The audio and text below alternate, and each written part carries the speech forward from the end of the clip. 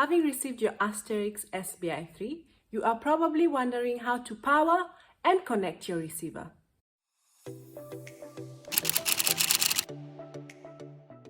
Hello, I'm Joy from Septentrio. Let's dive straight into it.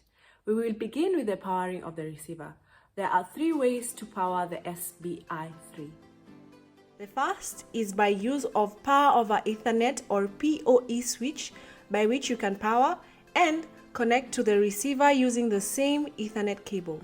Secondly, you can use the ODU to open-ended and USB cable, through which you can connect the receiver to a DC power supply or battery with a voltage range of 5 to 36 VDC, as well as to connect to your computer using the USB provision.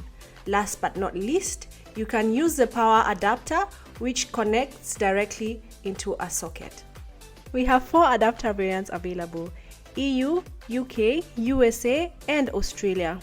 To connect to the SBi3, you can use an Ethernet cable. Connect the Ethernet cable to the port labeled ETH on the rear panel of the receiver. Open a web browser and type in the host name, where these are 7 digits of the serial number of the receiver board inside the AsteRx SBi3.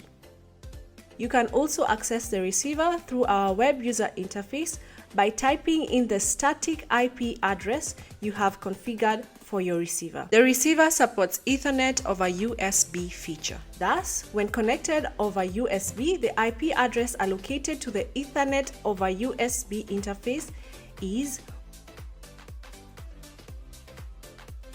It can be typed into your browser to access the receiver through our web user interface.